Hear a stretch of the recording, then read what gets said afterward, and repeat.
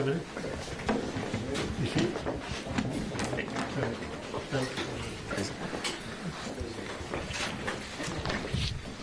Well, good afternoon. It's great to be back in Fort Lauderdale. I want to thank Shane Strum for hosting us here. Also want to recognize Representatives Fabricio and Lamarca. Also, we have Dr. Aldo Calvo, Broward Health Medical Director of Ambulatory Services. And we also have a patient with us who'll be telling his story about receiving early treatment, Mika Siegel. So I want to thank him for being here as well. We are excited to be able to say we've done well over 90,000 treatments with monoclonal antibodies just at the 25 state sites that we've had. We were able to do one of the original sites that we did was at C.B. Smith Park. Of course, that was the site of, we were one of the first states in the country to do the drive-through testing using the National Guard. Broward was the first place that we did it in the state of Florida. And we also, when we did the vaccine distribution, we were the first state to send strike teams to nursing homes for vaccination. And we did the first nursing home vaccination drive down in Broward as well. So C.B. Smith has been a really great place to get a lot of this done. And so we were happy to be able to do that very early on. And the results have been really positive. As you can see, we've seen really significant reductions in hospital admissions, in the hospital census, in visits to the emergency department for COVID-like illness. I think we've had, I think one of those, I want to get it right. So there's been 24 consecutive days where the census statewide for COVID-positive patients has declined. And when you're on a downward trend, obviously you would expect to see negatives, but usually it'll pop up and then go down on a downward trend. We've actually had 24, and I think if you look, it's probably been something to the effect of 29 of the last 30 days, but certainly to see this go down 24 days in a row, it's going down significantly, and we think having the availability of the early treatment has made a big difference. Here in South Florida at the Pembroke Pines C.B. Smith Park, we've done about 6,000 treatments just at that one site. We've done about 6,000 at the Tropical Park site in Miami, and we've done close to 5,000 at the West Palm Beach site. And those sites are open 7 days a week from 9 until 5. If you want more information about locations that are offering monoclonal antibody treatments, you can go to floridahealthcovid19.gov. If you want to register for a treatment, you can go to patientportalfl.gov. So a lot of people registered on that same site for vaccines many months ago. Now you can go and register for monoclonal antibodies. We also, when we set up these sites, part of the reason that we did it was actually Shane was on a Zoom call with some hospital CEOs.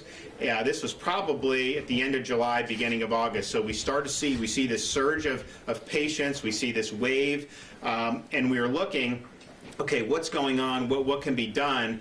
And it's most of the folks, Shane was doing it here, some other hospitals were doing the treatment, but a lot of the patients that were coming in were already too sick for the treatment and they didn't know about it. And it wasn't anything that was being discussed. There were a lot of physicians that didn't know to refer people to get a monoclonal antibody treatment. And so we said, whoa, this is problematic because it does have a good track record. The emergency use authorization for the monoclonals came at the end of 2020. And we were talking with the doctor and with Shane earlier. The vaccine was, of course, the thing that everyone was talking about. I mean, Shane Canty was working chief of staff at the time. I mean, I flew to D.C., I met with Warp Speed, we had all the plans to do all the stuff with vaccine distribution, did very well with it. But this was something that was available during the time. Some hospitals, like here in Broward, embraced it. Tampa General's been involved with it. Not all did, and many physicians was not something that they knew a lot about. So we saw that patients were going in. We saw very few of them had done this treatment prior. So we wanted to raise awareness about it. But we also understood that as awareness is raised, you need to make sure people have access, and so that's why we decided to set up these state sites. We were able to do a high volume of patients because the Regeneron treatment had been approved recently for subcutaneous injections. Now, what they do here and in most hospitals are the IVs, which is very effective, but it takes a little longer to be able to hook someone up with the IV. We're in a situation now, you do 2 shots to someone's belly, a shot to each arm, it takes a matter of minutes to do that. They still have to be observed, but you're able to do a lot more patients. And so we were able to do this, ramp up these sites really in no time, and be able to serve a lot of folks throughout the state of Florida. But we also understood part of the key to this is getting it early. So particularly if you're a high-risk group, if you get infected, if you do it early, your chances of this succeeding are very, very high. If you wait until you're sick enough to need to be hospitalized, or worse yet, be in intensive care, the chance of this turning that around really declines dramatically. However, sometimes people will get infected, and then maybe it's hard to see a doctor. You used to have to get a referral to be able to go with the hospital sites. Our sites, we did a standing order with the Surgeon General that basically said if you meet the criteria in the EUA, if you're elderly, if you're overweight, if you have diabetes, heart, lung, the normal comorbidities, you're able to come directly to our sites and do it. And I was actually speaking to the head of Regeneron, and he said, you know, that's a really important thing because time is important, and if you can get in quicker, the chances of succeeding. So that standing order has been there, and I think has served a lot of people well. We also knew when we had the roundtable, you know, what we were seeing was, you know, these were infection waves throughout the South, also Pacific Northwest and Hawaii, you know, that were exceeding what we've seen throughout the whole pandemic. You did have fully vaccinated people testing positive. It was not a rare thing.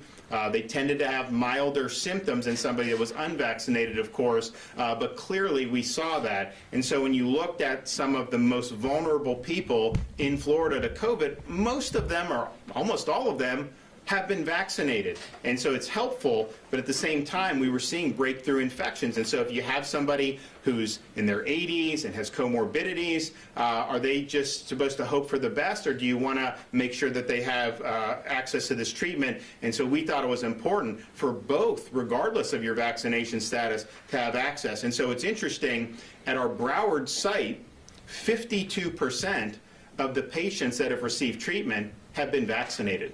69% of those over 60 that have received treatment at the Broward site have been vaccinated. In Miami-Dade, almost 60% of everybody that's been treated at the Tropical Park site has been vaccinated, and 73% of the patients treated at the state site in Tropical Park that are over the age of 60 have been vaccinated. And so I think that the message is you do need to have treatment as an important component when you're dealing with COVID.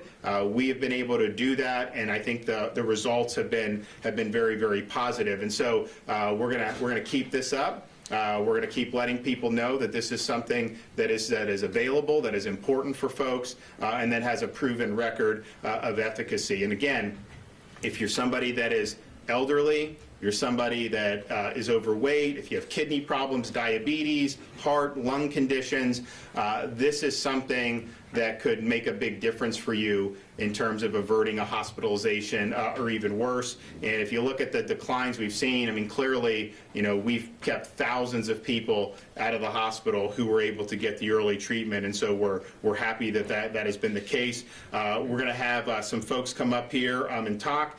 Shane Strum's going to talk about what they've been doing at the hospital, and then we'll get a medical perspective from Dr. Calvo, and then we'll hear from Mika Siegel, who will talk about how he got the monoclonal antibodies and what that meant for him. Okay, Shane? All right. Thank you, Governor. Good afternoon. I'm Shane Strum. I'm the CEO of Broward Health. We're excited to have Governor DeSantis with us today, first because he took so much time to listen to our doctors, our nurses, our clinicians, spent a lot of time with our staff. We also have our representatives, Fabricio and Representative Lamarca, who really over the last couple of months have done a great job making sure that they come out, they hear the stories, and they get a better understanding of what we're actually doing here at Broward Health. You hear a lot of different stories in the media, and a lot of times they'll take the time to come out here. We also have our chairman, where is she back there, Ainger, and we also have two of our other commissioners, Pernicano and Williams. So we've got a great organization, a great board. I wanted to share a few things with you today just to talk about how immensely proud we are of the organization and some of the things that we were the first to do. So you heard the governor talking about the monoclonals. A lot of folks were unsure in the beginning of what the monoclonals were or how effective they were or who were using them. Chair Ainger and a lot of the others back in December actually requested that we start to look into the monoclonals, investigate them, and do that. So if you look at it, last December, as the world celebrated the arrival of the long-awaited COVID-19 vaccine, another weapon in our arsenal against COVID became available. So, missing the spotlight shared by its vaccine counterpart, the monoclonal antibodies being infused into recently diagnosed patients really began to show a difference. An early adopter of the therapy here at Broward Health, we actually started back on December 14th. We began infusing and had our first patients, and we really started to see the benefits of the treatments over time. And the community came out and talked about families and loved ones. So it was our job to make sure that we communicated appropriately to the community and made sure they knew. A lot of those in the press corps were able to help us get that out. One of the great things was within days and sometimes even hours, our patients reported a decline in the severity of their symptoms and quickly regained their health. You'll hear more from Dr. Calvo earlier on how it works and when's the most appropriate time to come in. But fast forward 9 months to today, and Broward Health has modified the formulas used to best treat COVID-19 and the variants, and even opened up our own infusion. Heather Haverchak, our CEO, and Dr. Calvo really ran point on that. And here, you're at Broward Health Medical Center. We're actually Broward Health, but this is just one of the 4 hospitals, and all of them are actually doing these treatments and pushing it. The governor actually took the time to meet some of the patients that were going through the infusion center and really learn and hear their stories. So I'm going to turn it up. Well, let me go back to just saying, we quickly ramped it up, and within 7 days, and now we're going 7 days. We're open anytime the patient would need to do that. You're going to hear more from Dr. Calvo, who has really led the charge and made a big difference here in our own healthcare system, kind of tell you a little more about what we're doing. Your census is down over 50%? It's down over 50%, absolutely. 50% in the last few weeks. Thank you. All right, thank you. Thank you, Shane, and thank you, Governor, for really putting a spotlight on a state and national level regarding the value of monoclonal antibodies. So I'll take you back in November of 2020 when monoclonal antibodies were approved by FDA through emergency use authorization for the treatment of patients with mild to moderate COVID-19 symptoms who had at least an underlying condition such as hypertension or COPD or asthma or if they're overweight or obese. Broward Health was one of the first healthcare systems in the area to provide monoclonal antibodies with the help of the Florida Department of Health and the governor. We had ample amounts of monoclonal antibodies at that particular time. We set up these clinics at 3 of our hospitals, at Broward Health Medical Center here, Broward Health Coral Springs, and Broward Health North. And where physicians, not only internal physicians like myself from Broward Health, our emergency department physicians, but also our community physicians can have a place to send their patients to have this incredible treatment to prevent hospitalization and death. When given within the first 72 hours per the clinical trials, you can really see substantial reduction in hospitalization and deaths by about 70%. The way monoclonal antibodies work is that it really just injects these neutralizing antibodies and boosts the immunity of those patients with mild to moderate symptoms right away. Patients are allowed to go home, rest, continue to use other mitigation tactics for COVID-19, hand washing, and so forth, and they get better, and they hopefully prevent the hospitalization. But because of the rollout of vaccines and the energy associated with that and all the excitement, I think it got lost in the messaging there. And as much as we tried to promote monoclonal antibodies, we really didn't see an uptick until this last surge, which really occurred here, at least in this area, around late July, mid to late July. At that particular time, again, with the help of the governor and the Florida Department of Health, we had ample supplies of Regeneron, the current cocktail, which is Demivimab and Caservimab. This cocktail, like other monoclonal antibodies, are indicated for patients with mild to moderate COVID-19 symptoms who are at least age 12 or above and have an underlying chronic condition and a COVID-19 diagnosis. Mild symptoms could be anything from a fever to a cough, some shortness of breath, but definitely not hospitalizations. But what we saw was different in the summer. Based on the analytics that we have from our dashboard, thanks to our IT department here at Broward Health, of all the trends of admissions, and also our emergency department physicians at our 4 hospitals, they were starting to see a lot more COVID-19 diagnoses. Our hospitalizations were up due to COVID-19 as well. So our leadership, and thanks to the commissioners as well on the board, and leaderships from all of our hospitals got together and we developed a monoclonal infusion center here at Broward Health Medical Center, which could sort of help with capacity issues at our hospitals. The first goal, of course, was to provide timely medications that worked to patients who were recently diagnosed with COVID-19. Again, we want to see these patients soon, within 72 hours if possible. Second, of course, was to decompress our emergency departments, that they were seeing a lot more cases. And third, try to offer treatments to prevent hospitalizations for people who had mild to moderate symptoms. Because without monoclonal antibodies, they may progress to severe illness, hospitalizations, ICU admissions, possibly intubations, and of course death, something that we don't want to do. So I think that's really the story behind what Broward Health has done in developing this particular clinic here, and the governor was able to see this run today with a patient. And the benefits of it, people typically feel really well within 24 to 48 hours of infusion. It's a 30-minute process, an hour of observation. We follow up with these patients within 2 days to make sure they're doing well, and we always plug them back into their medical home as well so they can continue their care and their wellness, because it's important for patients also to understand that you got to get wellness exams and annual exams and do your preventive exams. You can't let this pandemic or anything else prevent you from getting that. It's part of being a healthy person. That's really the story. And I think although we really mourn with everyone of our community who's died from COVID-19 and their families, I think that's important to understand.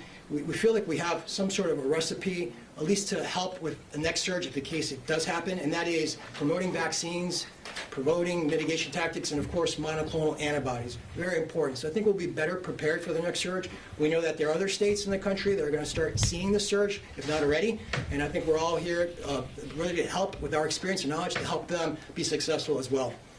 With that said in mind, I do want to talk in Spanish a little bit for those of our people here in Latin America who speak Spanish. Gracias por venir hoy.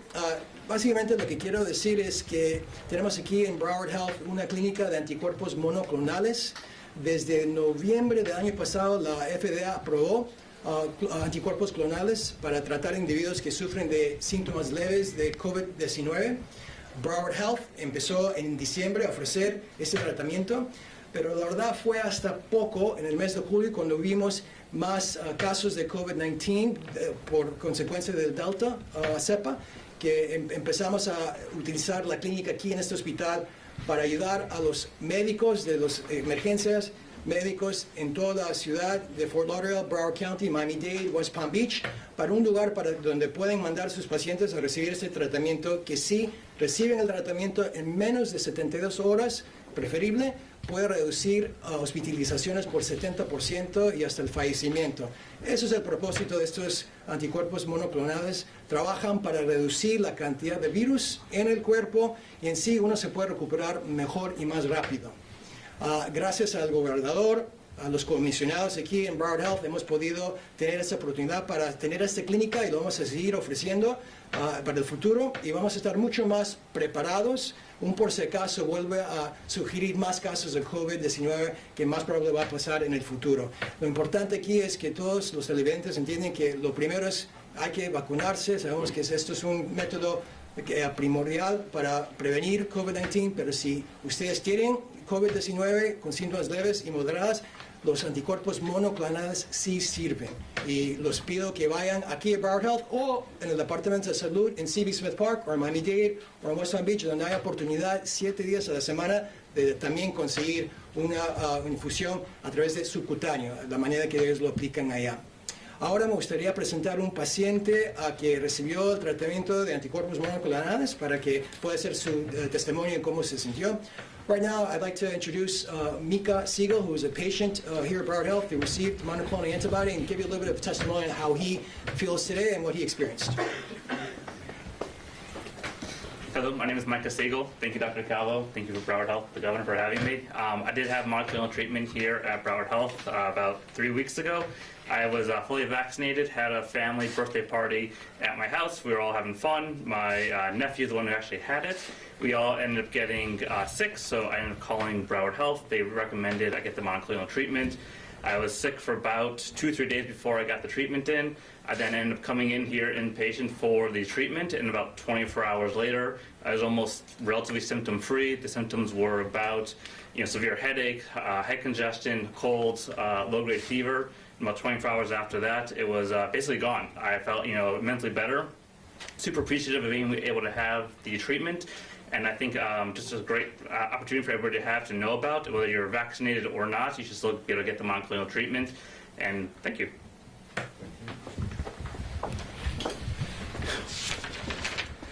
The bottom line is this: COVID is a treatable illness, and we have to never go back to the days where particularly high-risk people would get infected and they would be told, just go home and hope you don't get deathly ill. know, particularly if you're high risk, if you're infected with COVID, you have an opportunity to avail yourself of a very effective treatment, the monoclonal antibodies. And we are very happy to see the declines that we've seen, in part because this is now something that more and more people know about. Now, this is something that I think, as the doctor said, you're going to see the fall and winter surges in other parts of the country. The COVID works differently geographically. That was happened in 2020. And, I think that's going to happen again. Hopefully it peters out, but I would not bet my money on that. And so the question is how do you deal with that? And clearly, you've got to have early treatment be part of your approach. And so we're going to make sure we continue to do that here in the state of Florida. We are very, very concerned with the Biden administration and the HHS's recent, abrupt, sudden announcement that they are going to dramatically cut the number of monoclonal antibodies that are going to be sent to the state of Florida. Just last week, on September 9th, President Joe Biden said that his administration would be increasing shipments of monoclonal antibodies in September by 50%. And yet, on September 13th, HHS announced that it was seizing control of the monoclonal antibody supply and that it would control distribution. And then on September 14th, the announcement was more than 50% of the monoclonal antibodies that had been used in Florida were going to be reduced. So this is a dramatic reduction. And I'd say it's doubly problematic because what Shane Strom and folks in Tampa General and these other hospital systems that have been doing this, they're not getting it from the state. They get it. It's drawn down from, it had been Amerisource Virgin, so they get that. And then when they need more, they request more, they do it. What the HHS and the Biden administration is now doing is they're saying that all of the reduced amount will go to the state, and we're responsible not only for sourcing our sites, which we're happy to do, but any infusion center, any provider, any hospital will have to come through the state. And to just spring this on us, starting next week, we're going to have to do that. There's going to be a huge disruption, and patients are going to suffer as a result of this. And so we're going to work like hell to make sure that we can overcome the obstacles that HHS and the Biden administration are putting in us. They say they're cutting it because of equity. Well, look, the South has had higher prevalence this summer. That will shift, and then as more states and other parts of regions need it, we understand that. But part of the reason we've used a lot is because I have made it a priority in the state of Florida. It had not been a priority at the federal government level for months and months and months. We saw the need. We saw patients that were coming in. We saw a gap in understanding amongst the population. 100% of our population knew that there were vaccines. I would be willing to bet probably less than 10% had a firm understanding of monoclonal antibodies. So we saw that deficiency. We saw a lot of physicians didn't even know that this was an option. And so we acted. We were able to raise awareness, and we were able to expand access for people, which is very important. That should be celebrated. I mean, if we had sat on our hands, just think of all the 90+ thousand people that would not have gotten this treatment. Many thousands would have ended up in the hospital, and of course, some of them would have ended up dying. So it has saved lives here in the state of Florida, and the fact that we've led on this issue, I get people writing into my office from all these other states. Saw your press conference. I had no idea that this was something available. I'm trying to get it in my state. So the demand has increased because a lot of people didn't know this was out there, and now people far beyond Florida know that this is out there. So we're proud to have led on that. We think it's made a difference. We think it'll make a difference in these other states. But man, to just kind of pull the rug out from anyone a week after the president himself said they were going to be increasing the distributions by 50%, it's very, very problematic. What I am doing, though, is we're going to try to cover the bases. I had a call yesterday with GlaxoSmithKline executives about their new monoclonal antibody. How do you pronounce it? Sotrovimab. Yeah, I always mess that up. So Sotrovimab was given EUA, I believe, in May. So the Eli Lilly one, which is kind of now coming back, but the Regeneron, that was at the end of 2020. Sotrovimab was EUA in May. The clinical data on that was even better than the clinical data on the Regeneron, 85% reduction in hospitalizations. It is not approved for subcutaneous injection, so if we get it and we use it at our sites, we'd have to expand the amount of IV treatments that are available, which we're going to be willing to do. So now they do not have a direct purchase agreement with the federal government. Federal government's bought all the Regeneron. They just upped it for another shipment. Honestly, that should have been done many months ago. But we are not able to buy it directly from Regeneron, given that we do think we can potentially order some sotrovimab. And we will do that if we can. It has been, the clinical data is great on it, and so we would be able to potentially use that to meet any of the shortfalls. But this is something that when you have something that has worked, you should want to continue doing that. We've been thrown a major curveball here with a really huge cut from HHS and the Biden administration. Even though you see the numbers, I mean, I think that we're all very happy where we are today versus where we were a month ago. Much better trends, and we've kept a lot of people out of the hospital. So we're fighting. We're going to make sure we leave no stone unturned. Whoever needs a treatment, we're going to work like hell to get them the treatment. And I am happy that even though the awareness of this has gone up, we've actually seen a decline in the number of people going to our sites. And I think that's because there's less of a need for it, because the prevalence has gone down, which is great. And so hopefully that will continue. But we know that there's going to be people that need this in the interim, and we have a responsibility to be there for them, and that's what we're going to do. Okay, happy to take some questions. Governor, obviously monoclonal, you've been pushing that for months now. Is that part of your approach to tackling the entire pandemic as a whole? And what do you say to your detractors that accuse you of not pushing vaccines enough or not pushing vaccines at all? Well, yeah, I've done over 50 vaccine events. I mean, you remember, I mean, Shane remembers what we were doing when he was, so we did that a lot. We were very successful at distributing the vaccine. And remember, people were attacking me for distributing the vaccine back in the day. So some of the critics, whatever I do, they're going to attack because they're very partisan, and that includes some of the corporate press outlets as well. So we've done that. We were in nursing homes. We were in senior communities. We got the big retail footprint. So since April, anybody who's wanted it has been able to get it free of charge at their local pharmacy. And that was our goal, to get it in every community so that people would be able to do. I would also note we have higher vaccination rate than 30 other states in the United States. We're by far #1 in the Southeast in our region, and so the idea that I think we have in Broward, I think it's like 90% of the people over 50. Broward and Dade have some of the highest vaccinations in the entire country.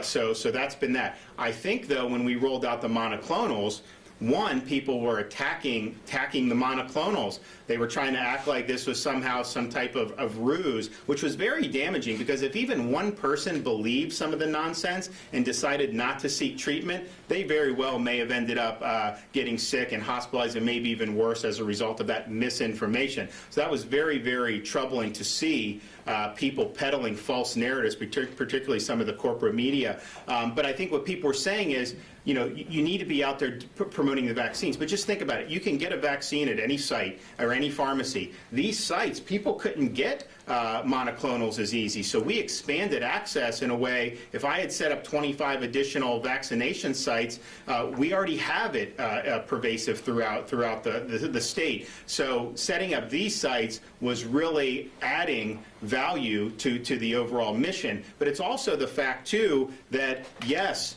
you know, get vaccinated, but in the midst of a surge, the vaccine doesn't, one, take effect immediately. Takes 4 to 6 weeks, usually about 6 weeks, to get that protection. So when we're talking about into August, when we were kind of at the height, people needed answers that, okay, if they're infected, what can you do? Also, the vaccine is a preventative, it's not a treatment. So we had people, both vaccinated and unvaccinated, who were testing positive, and the question is, what do? You need a treatment. So it's not an either-or situation, it's really both. But I think the data is pretty clear. If you look at Israel, they're on their third booster shot now, their third dose across their population, one of the highest vaccinated countries in the world. They hit their record number for cases. And so clearly, you have to have something on the back end as well. If you're somebody that's high risk in particular, the vaccine will reduce the likelihood that you end up hospitalized or dying. At the same time, you do have high risk people who still need to get a treatment, even if vaccinated. And so I think you can do both, but I think what we focused on monoclonals, we were filling a gap that was as big as the Grand Canyon in terms of, because the federal government was not promoting this at all. The use, even people in Biden's administration acknowledged it was incredibly underutilized. And so here we were in the middle of a surge. People needed help. They needed treatment. This was the most proven response that you could do in terms of the early treatment. And we did it. And look, I mean, the results are very positive as a result. Now, we don't know what's going to happen going forward. If you remember last year, we had kind of a slow increase throughout the late fall and into the winter. Didn't peak nearly as high as the northern states did. Nevertheless, we anticipate at some point, it's going down now, it's probably going to go back up at some point. And so the fact that this is something that people understand is available, that's going to be huge. I think if the federal government from the beginning had said, get vaccinated, but then if you get infected, here's a great thing, I think we could have averted in this country a lot of people going to the hospital, and I think it would have saved a lot of lives. And so that wasn't a priority. It is a priority in Florida, and I think we'll be better off for it. Governor, we're going to reach 50,000 deaths for vaccine mandate. As recently as yesterday, Broward County is on the record as saying that they are considering a vaccine mandate as soon as possibly at the end of the year, if perhaps enough of their employees do not get vaccinated. They're offering a big incentive, $500 for employees to get that. They're giving them a 60-day window. What are your thoughts on that? They say that they debated it, but they held off. But if enough... Well, I think offering incentives, providing information, encouraging, I think is well within their rights, and I think that would be totally appropriate. What's not appropriate under Florida law is to fire somebody based on this issue. We got to protect people's jobs. We got to protect people's livelihoods. If you look at the cops and the firefighters and some of these folks who are basically being put under the gun now, my view is look, forcing somebody out of a job who's been serving us for how many months and a year and a half during the pandemic, anytime they had to respond, they did. They responded to COVID-positive patients all the time, and now they're being told that they're going to lose their job. That is fundamentally wrong. And I would also point out, particularly with the first responders, many of them have recovered from COVID. I mean, we now know definitively that that's providing strong protection if you've recovered from COVID. So I'm all about education. I'm all about providing, if they want to provide incentives, that's fine. Although, some of the states that did these lotteries, that didn't end up really moving the needle very much. But nevertheless, I think that's within, what would run afoul of our law is to fire somebody over this issue. We do not want to destroy people's livelihoods. We do not want to have their jobs go. That really will upend a lot of families. Yes, sir. Sure. There's good. Today we're going to have 50,000 deaths. In fact, we've surpassed them according to the CDC update. How should Florida reflect on that, and what do you think about that? Well, I think it's been a really tough year and a half. If you look at folks, and particularly for this wave, yes, you still had more that skewed older, but you had more people, law enforcement. You had folks affecting families in ways that we're not used to. So I think it's been really, really rough. But I also think that through some of these efforts, I think that we've been able to mitigate that. And I think going forward, if this is an important part of what we're doing, I think we'll be able to mitigate it even further. All right, off topic a bit. For months before the pandemic, you didn't sign any death warrants. Does anyone else have any questions about this, the monoclonal before? How do you enforce the fine? How are you going to enforce this fine? What do you mean? For vaccine passports, $5,000 fine per county employee. How are you going to enforce it? So, well, they'll be announcing that. I mean, hopefully it doesn't come to that, but bottom line is firing somebody will result in those kind of consequences. And so just look, my concern with this is a number. The Biden mandate is private. Our law affects the government. They didn't get into private in the legislature. I mean, I think all employees should be protected because I think it's wrong to lose the job. But think about how counterproductive this could potentially be. You know, you have a number of nurses, people working in healthcare, who have declined. They were the first ones that had access to it. We came in nursing homes and healthcare staff, and you know, a number of them declined for whatever reason they did. Many of them have recovered from COVID, of course. You're going to now potentially force people out of an industry that's shorthanded. Because if even 10% of those at risk of being terminated decide that they're not going to go through and be forced, you're going to be even more shorthanded. And what's going to happen if you hit a wave in some of these northern states? Like, you know, our hospitals did a really good job of handling the wave that we had in Florida. And I think that they, you know, our view was empower them to make the decisions. You know, we didn't come in and say, you can't do electives, you can't do that. Some had to stop it, others didn't, and they figured that out. But man, what's that going to do to the workforces if Biden's mandate is allowed to stand? We're obviously going to have a response as soon as they issue the rule. We haven't seen the emergency rule yet, but when they do, we will. But I think it's going to end up being very counterproductive, and I think it's going to ultimately be viewed as very short-sighted. So, Governor, some say the law that you're citing doesn't specifically reference employees. So it says, well, what it says is basically if you're a government agency, you can't deny, you know, access to that. If you're denying access to somebody to show up for their job, to us, we think that that's something that applies, and the Attorney General has reviewed it, and she believes that as well. But, you know, at a minimum, I think that there's going to be broad support from protecting police, protecting fire, protecting folks from being unfairly terminated, particularly given all that they've done for our communities, everything we've done.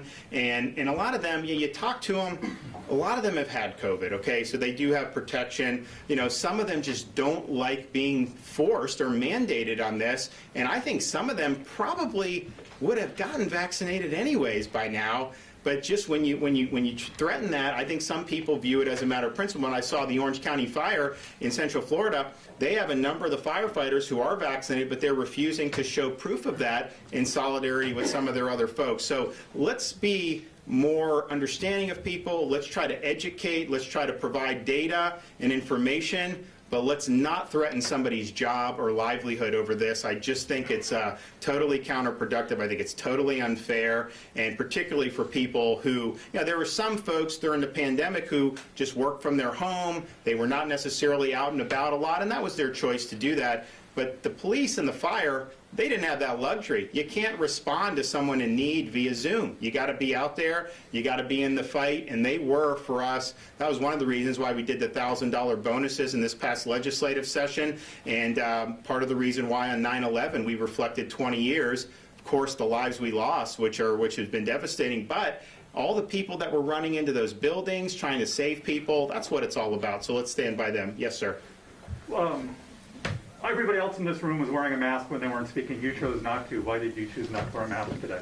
Oh, I have one in here, and so as when soon you were standing there, you weren't wearing it. We wore it in here. As soon as I'm going, we'll wear it out. So, okay, well, good. Well, we're going to hit 100,000 treatments very soon, and we're the fight about making sure Florida is not shortchanged on these monoclonals. That's going to be front and center for us. We want to make sure that any Floridian that needs this is able to get it. But we're also mindful of the fact that we're facing a massive cut in monoclonal antibody treatments abruptly. Just after the president said they would have a 50% increase, we're now seeing more than a 50% cut for the state of Florida. So we're going to fight like hell to make sure that our folks get what they need. Governor, okay, we good? Governor, another